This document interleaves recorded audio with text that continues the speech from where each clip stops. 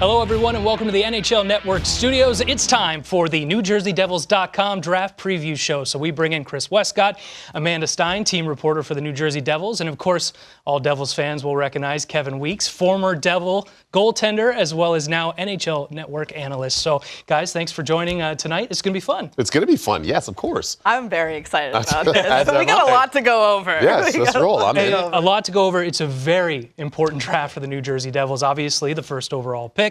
They have 10 picks overall. They have 3 picks in the second round in what is hailed as a very deep draft. Guys, just how important is this for the New Jersey Devils? Well, I think you touched on it. It's the fact that there are so many picks in this draft. In the last couple of years, there haven't been that many picks. So this is an opportunity to really stock the cupboard. And you listen to Ray Shero when he's always talking and his scouting staff. That's what they're doing. They're building the foundation for the franchise. And that's not just building the team that's on the NHL roster, but it's making sure what's underneath that in the AHL roster has the ability to contribute as well at some point. No question. Critical for any era of the NHL, but especially right now in the salary cap era. It's pivotal that you have those assets within the franchise. You want to draft well, you want to develop well.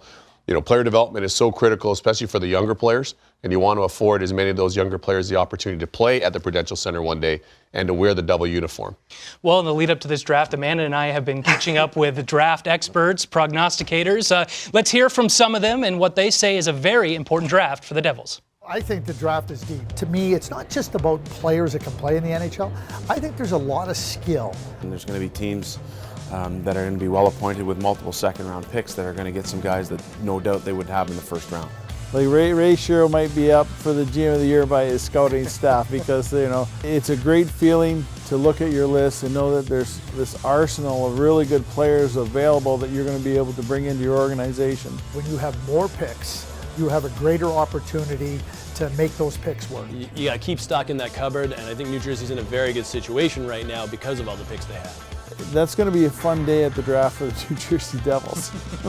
Well, you heard Dan Marr there at the end. It's going to be a really fun day for the New Jersey Devils, but it's not just about those second-round picks, is it, Amanda? No, it's definitely not. It's about those gems that you can find in the later rounds, and this is where the entire scouting staff really earns their paycheck, by finding those players in the later rounds. You look at Jesper Bratt. He has been remarkable for the Devils the last 2 years.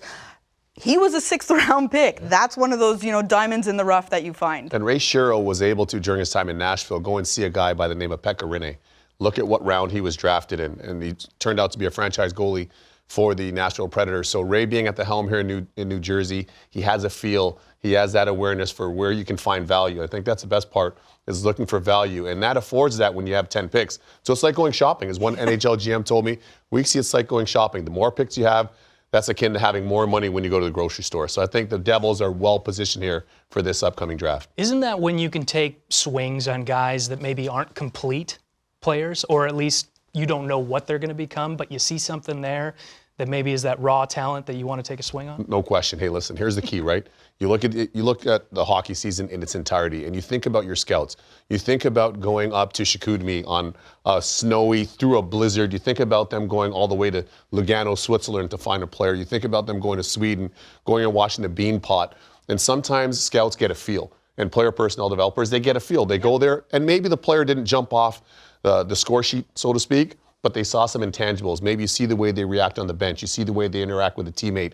Something that's a little spark that would lead them to then say, hey, this is a player that we need to have in our organization. And one of the things that we didn't actually touch on here is that it's also currency for making trades. Mm-hmm. Having all those draft selections gives you the opportunity to make trades for players who are available to insert into your lineup right away. And if we know anything about Ray Shero, we know he gets pretty crafty when it comes to these things. So you never know. They might not actually end up making 10 picks, but it's certainly going to be a fun time at the draft. Or they have enough ammo to move up if they like a guy. Totally. At the end of the first round. Yeah, that's true. Hey, listen, no question. I played with Tom Fitzgerald. And I played with Tom Fitzgerald when I first came in the league. And numerous times, and specifically at Patrick Elias Jersey retirement night, we talked about this after the festivities, of course. We had a real good deep dive, and I was asking him, quick hitters, tell me about this young player, U.S. development program, tell me about this player.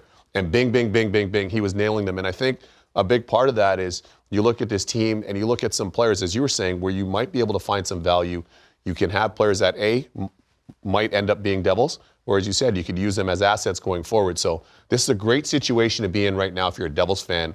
Following this team, this is a real opportunity, if you will, for the Devils to be able to take the franchise to the next level. Well, they have that first overall pick, and when we come back out of break, we're going to talk about one of the prospects, the top international player, Capo Caco. Don't go anywhere.